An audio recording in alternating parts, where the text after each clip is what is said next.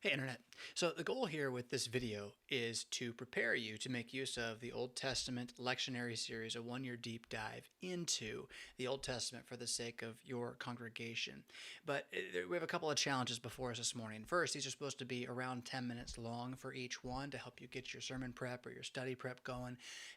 But there is going to be a little longer today as we set up the entire idea, right? Second, it'd be nice if I had the best sound and the best everything, but I'm on vacation, so I'm in my parents' house, and I don't even know really I can turn this thing up. I should have done that before. There were complaints yesterday with a live stream that it wasn't loud enough. The mic's not able to be up in my face like this because of where I'm at. So we do have that before us as well. That being said, we should be able to move through this thing pretty quickly. So first, why would you do this? Why would you adopt this series? It's not because you want to get rid of liturgy. It's not because you want to get rid of what the church has done that has passed the faith forward. It's because you want to go deeper into that. You want the liturgy to grow in such a way that your people are discipled in the Word of God and hungry for what the liturgy is there to drive them to, which is the fullness of Jesus Christ, who is God in the present, in the flesh, God with us, the ark of life, ferrying us, saving us from this dark, evil present age. And to understand that all this imagery of the Old Testament with the temple and the worship life there is a picture, really, of his work now among us. And to try to see that and build upon that as you establish or strengthen the congregation with the world looking less and less, right? Like a place where Christians belong. So that's the idea. That's why you'd want to do this. And in that way, the dominant theme of the entire year is going to be that of exile. Exile and return, seeing that this fall restoration, this slavery being set free, this kingdom fallen, kingdom restored is a repeating, a constant, and over again reality in the Old Testament. And all of those are but shadows of the real thing, which is Christ redeeming us from our slavery under sin, from our exile from the Garden of Eden, from our lack of a kingdom, right? Our lack of a kingdom that's being restored in the King Jesus Christ. So that's the driving theme. One other major piece about this as an Old Testament series is how it does not start at the beginning. We're starting instead at the end. Well, that's partially because of where it falls in the church year and the seasons of the church year, and the goal of this series to be able to not abandon the seasons of the church year, but to confirm us in them, to make us understand them and embrace them even more. So that's part of it, and I'll talk about that in just a moment. But also, it's because jumping into Genesis and moving straight through the book doesn't necessarily give you the real meaning of the Old Testament book. It puts you far away from what's really going on. That's the setup of Jesus. And it's true. You're going to get the creation and fall, get the flood. That's all coming. But rather than start there, we're starting with where the world is left after the Old Testament, where the people of Israel are left after that Old Testament has put them in the place where Jesus is ready to come. And since that's where we're moving towards seasonally in the church year, the coming of Christ with the season of Advent, which is a little ways away, but that's where we're going. We want to be in that position, ready to receive him, and then begin to look at him as the creator born in the cradle, all that kind of stuff. So we start at the very end. We start during the exile. It's not as though the exile happening is the end of the Old Testament, but it's the historical event into which all the final books of the Old Testament fit. And if you don't understand that, then much of the later Old Testament doesn't make any sense. Even if you do have some of the key names down, like you might know about Daniel and the lion's den, but that doesn't mean that you understand when and where and why that story happens and what God is actually saying through that story, which is not that, if you just be faithful, lions won't bite your heads off or anything like that. So we're starting at the end, and we're starting in September, not in Advent. Now, I can see how this is something that's really not the way we liturgy guys would like to do things. We really want you people out there to embrace the ancient. We want you to just to take it the way it's been given to us and hold fast to it and never let it go. And so every year or so, you'll hear us say something like, the seasons of the church year begin with the new year of Advent. It's New Year right now, not later. And no, you can't sing your Christmas songs right now. You sing Advent songs right now. Darn it. And you're going to do it because it's right and we think you'll love it. And then you don't love it so much. Right? And I think part of that is because we're not really doing a good job of helping you understand why this is so cool to have it be different than the actual New Year, right? None of us liturgy guys really want to do the New Year's Eve service either because it doesn't fit. It's not even really a Christian service. So we're like, we don't want to do that. You want us to do that. We want you to do New Year's at Advent. And you're like, but it's Christmas time, right? And then we're trying to figure that out. So I'm not giving up that battle. But what I am going to do is acknowledge that the real season of the church year as we practice it, right, as congregations live our American congregational life, we start in September. That's our new year as a church. Summer's been distracted and dancing everywhere, youth events, VBSs, all this kind of stuff. And then August, people go on vacation. It slows down. It's hot. No one's here for Labor Day weekend, which is why even I'm not at home. I'm away for Labor Day weekend right now. And so everything's kind of at the end of the year. Yeah. And pastors have been prepping all summer for September to kick things off. Confirmation's going to start, right? Of course, school's starting. So our church year in practice follows the school year in practice, which is not to say that we should abandon what the church calendar says, but maybe we should just reorient how we're going to emphasize it. Yeah. And so again, what the Old Testament series is going to be doing is emphasizing what the old 1 year and then also the 3-year lectionary texts do bring about or start to shadow into during this time of year, which is a combination of texts about exile, right?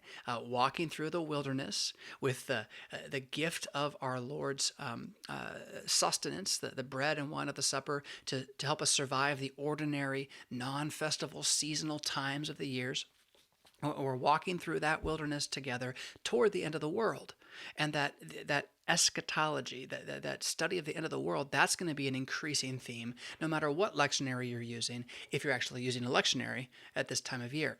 And so what the Old Testament series is going to do is it's going to double down on that. Rather than say this is ordinary time, we're actually going to have many seasons within the ordinary time, emphasizing some of these elements and drawing them up while pushing them into our understanding of the Old Testament. And I'll explain that a little bit more as we go, but this initial first month of September is the season of exile. And so that'll be the focal point. The whole thing is to recognize that we as the church right now are in exile. We are kicked out of where we're supposed to be. And that's twofold. First off, we're kicked out of the paradise of God that we were created to be in, right? So we're strangers in a strange land with thorns and thistles that don't belong in the order as we would have expected it to be. And nothing looks like what it's supposed to be because we're not home. We're not where we're supposed to be. But then we're also being called out of that exile and back into the promised land of Christ's resurrection. We also now are exiled from the present age. We don't fit, right? We're weird. We're sojourners. We're holy people set apart. And set apart and holy is coming. That's coming. But for now, this first month is to emphasize that we are in the exile. And that the Old Testament story of exile is just a picture of the actual human situation, right, of original sin and exile from the garden. Okay? So with that emphasis here, you're also going to be doing a lot of teaching in this first month to set up why the Old Testament is important to know about, right? And why typology is the way to understand it in Christ, and how the foundations that you're laying right now are going to be what we build on for the entire year. And so particularly as you're looking for your sermon hook, and you do want a hook every time you get up to preach, right? As you're looking for your sermon hook, you're going to want to have your hook be why it's important to know the Old Testament. That's it. You can't hook it with anything else. You need to go straight at this beast, right? That the Old Testament needs to be known, and that what you don't know about the Old Testament probably is everything that happens after Solomon, right? After Solomon, it's all black. We know Daniel has some lions. We know Isaiah talks about Emmanuel, but we don't even know why or what that means. It just happened. And there's some guy named Jeremiah. I'm not even sure, but that's what you know, right? And that's not enough. And this year's going to fix that. That's your hook. That's where you go.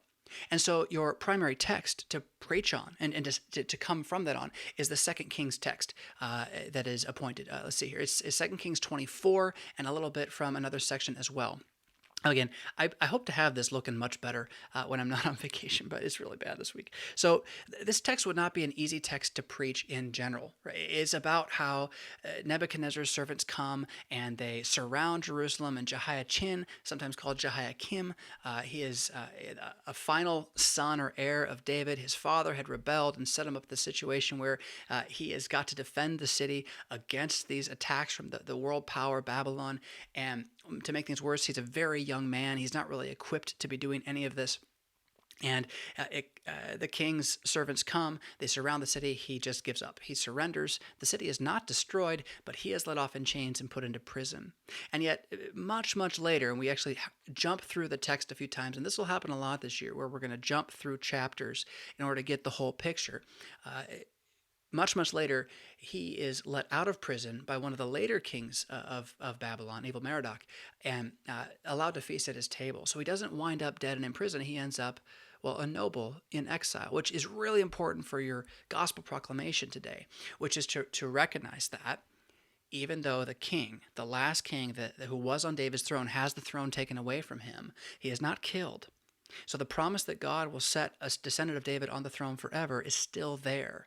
And that this man goes to Babylon and lives out a normal life, leaving heirs in Babylon, so that eventually a guy named Zerubbabel, one of his descendants, is going to come back and begin rebuilding the temple and rebuilding the city. And from Zerubbabel is eventually going to come this other guy, Joseph, Mary, Jesus, right? So that's a huge gospel. It's not really typology, right? It's a historical event to emphasize that we stand set apart as a people in history. Yeah, this isn't just a story. This isn't just a bunch of ideology. We're not here playing games with who's got the better religion. We're talking about the king of the universe, yeah, and his actual line. So that's in here as well. And you want to hit that. That's got to be where you get your proclamation. Although the Peter text that goes with this will give you a lot of language for proclamation as well. But you don't want to miss or fail to set up again this: how did the two kingdoms become what the two kingdoms are? Where did they go? What's happening now at this moment where Jerusalem is effectively going to disappear from history for a while and then be brought back? And the promise that it will be brought back is why you have the prophets in the intertestamental period either saying this is going to happen or saying we're going to wait for this thing to come through and to happen. Now here we go. I lost it a little bit. So setting up that understanding of the history, right, of the history of this exile time as a real time, and that will then give you the context for your coming weeks, where you're going to have bits of prophecy from people who are doing that prophecy after the exile. Yeah. So in the story itself, you got a great story to tell with this guy Jehoiakim. It really is pretty cool. Again, how he inherits a kingdom that's already in rebellion. He's too young to know what to do with it. The armies of Babylon show up at his door, and he's like, I give up. He gets taken away in chains. His uncle gets put on the throne. His uncle's name is Zedekiah, and he's the one who later will rebel and get the whole thing actually torn down to the ground. I just told that really fast. You can tell that story in a 2 to 3 minute chunk with a little more detail, and you will have people hanging on their seats because it's a great story. It's an epic story. Yeah. So that is the primary thrust of the day. With this and around this, I already mentioned the theme of exile and the season. I forgot to mention that there is a gradual that is appointed for each season, including the mini seasons. So every week you're going to have an introit or a psalm that'll be connected to the day, but the gradual will follow the seasons and the mini seasons. And so there is a gradual for the exile season, and it's Psalm 137, which is also the introit for today, but it will not be the introit every week, right? And this is such a beautiful psalm, as the people of Israel find themselves taken away under Jehoiakim's departure, right, under that exile, that first round of exiles. And, Daniel and his friends are in this group and whatnot. And they find themselves in Babylon, and there's a moment where there's a break, where they're slaves, but they're not, right? They're not like the way we would think of slaves, but they basically aren't free to go where they want, and they're going to be shuttled off to do various tasks in the nation. And they're given a moment to breathe. Again, these are also all kind of nobility of some kind. They are wealthy and or intelligent and or good-looking and or athletic. That's how it was decided who would get to come.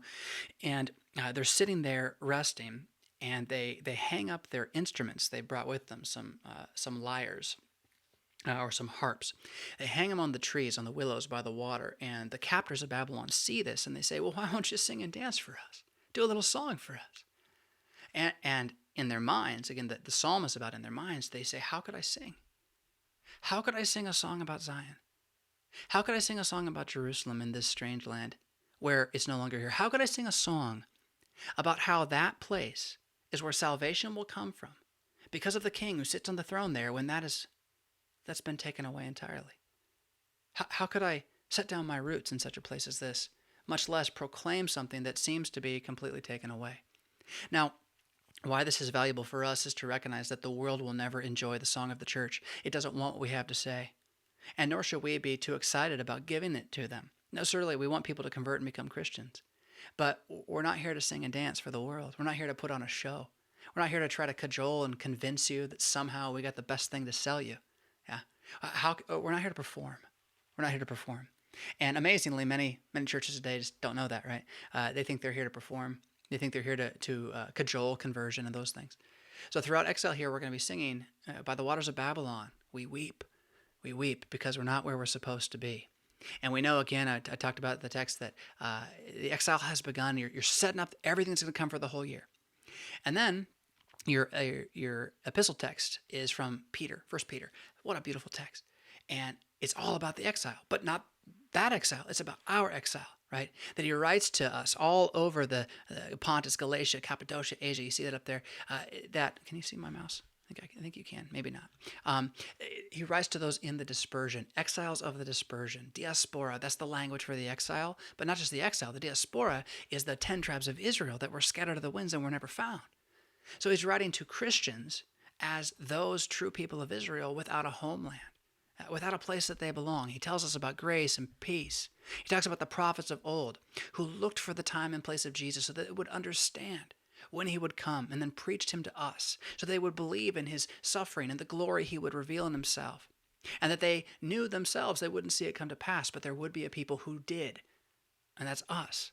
We live in that time afterwards. And so they have announced to us this good news, this gospel by the Holy Spirit. Even angels find this an amazing thing, right? And then he gets into exhortation to we who live in exile. Prepare your mind for action. I can't get into this enough. We Christians are at war. We're at war with the world. It's not a war of swords. It's a war of words. It's a war of minds, and we've been losing for a while. And it's because we're not prepared for action. We're not prepared to be men of action. We're not even allowed to say men. You have to say people now, right? We have to soften everything out of fear, out of being cowed. Peter says, no. Be ready to fight back. Be ready to love this beautiful war. Prepare your mind for action. Be sober-minded. Yeah, he's not talking about not drinking.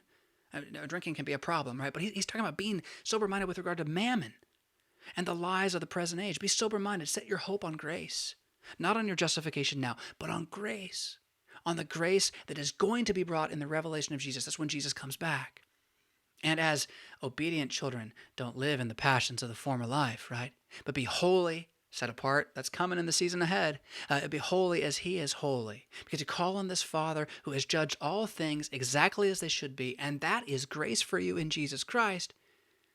But because of that, because if you're left just with your deeds and not with Jesus Christ, if in this exile you forget the manna, the way bread that keeps you alive, if you have no fear of ever losing that, well then you're going to be all by yourself in the futile ways of your fathers, from which you were purchased, not with gold, but with the blood of Jesus.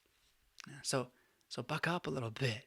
Get ready for this sojourn, this exile through the ancient wasteland of our own lack of theology and recovery of it and the truth of Jesus. The gospel reading in Matthew chapter 12, the whole point of this here, where Jesus is casting out demons and he's being accused of doing it by the power of the devil himself. The whole point of this being here is to emphasize how they did not recognize the time of their visitation by the God who came to them. The people who had been sent into exile, who had come back to the area and resettled there, but who had never seen the king come, who had never seen the Ark of the Covenant return. Well, when the king and the Ark actually came, they didn't even know who he was. They called him the devil. They didn't realize that the reign of God was in their very midst. This is also why the exile happened to the Old Testament people. The reason that Jerusalem was destroyed is they didn't recognize that the reign of God was in their very midst, active to save the world there at that temple. And since they didn't recognize that and they put their hope in foreign things, well, God took it away from them. But that didn't mean it's taken away forever. He just meant he took it away from them. And so they don't recognize it when Jesus comes, so it's taken away from them again. And from that point on, and Jesus is very clear about this, that the gospel is for the Gentiles now. This is not that a Jew can't believe it, but it's not just for them anymore. right? And nor is it certainly in Jerusalem at all. That's all over. That covenant of the land there with Abraham, that's done. It is fulfilled in the new land, the new firstborn of the new creation, Jesus himself. And apart from him, there is nothing. Apart from his flesh and blood, risen from the dead, there is nothing. And then this brings us back to where we are as congregations in this age that doesn't want what we have to say, that is trying to convince us to put our hopes in all manner of fixes for our poor little congregational church clubs. And the more that we put our hope in any fix that is not to know the reign of God is already here in our midst in the word and sacrament, Lord's Supper of Jesus Christ, is to do exactly what these people were doing, calling Jesus a demon, to say he's not sufficient, to say that the reign of God is not enough to save the church. And that's what we're not going to do. We're going to stand firm, built on the rock of who Jesus is, what he's done, of his words, and that includes all the words that told of his coming before he came. And we're going to deep dive into that history with a sober mind to know that it is an asset.